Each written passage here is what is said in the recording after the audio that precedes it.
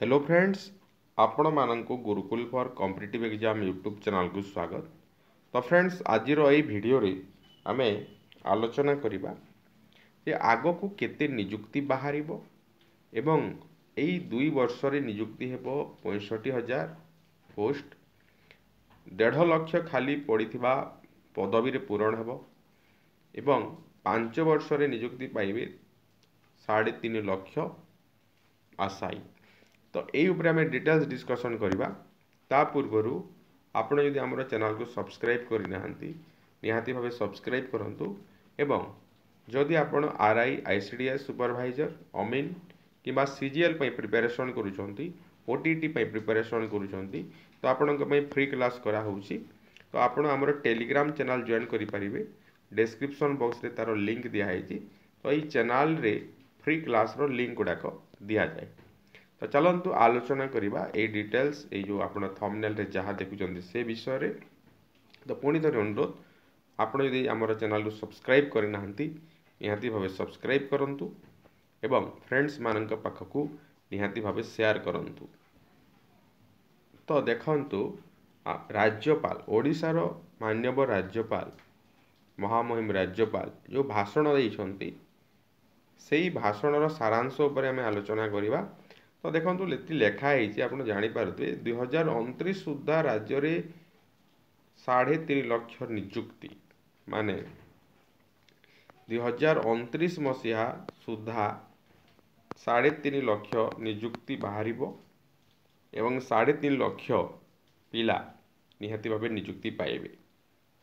तो आ गोटे कथा लेखाई देखो खाली थी 1.5 लाख सरकारी पद में नियुक्ति मिल। तो एबे कौन अच्छी ना एबे माने 1.5 लाख पदवी खाली अच्छी सरकारी पदवी है।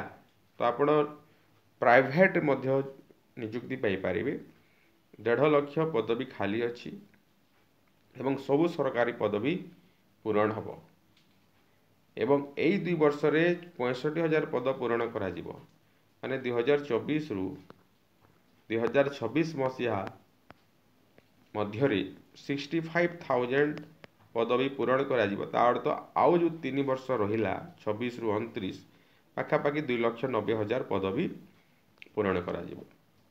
तो यार मीनिंग होची जे आपण यदि आज ठारू प्रिपेयर हेले आज ठारू कौन सी गोटे जॉब पाई आपणकर 100% देले तो निहाती भाव 5 वर्ष मध्य यही जो 1.5 लाख सरकारी चाकरी बाहर से भितर आपणकर गोटे जगह पक्का रखिपारे।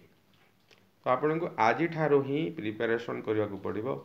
आज ठारू ही पॉजिटिव एटीट्यूड नहीं कि आगे जावाक हम। तो जेहेतु राज्यपाल अभिभाषण रही निहाती भाव यहाँ पूरण हम यहाँ निहाती भाव पूरण हम। तो 1.5 लाख पदवी बाहर यही 2 वर्ष मध्य जो 65,000 बाहर से 65,000 आप केमी गोटे पोस्ट पाइबे से उपर आप ध्यान दे पारे। एवं आपण को जदि किसी मटेरियल्स दरकार पड़ो स्टडी मटेरियल जदि चाहते किसी बुक्स चाहते तो आपण आमठू नहीं पारे। डिस्क्रिप्शन बॉक्स रे डिटेल्स दिखाई व्हाट्सएप नंबर आपण कांटेक्ट करेंगे आपन कोटा दरकार।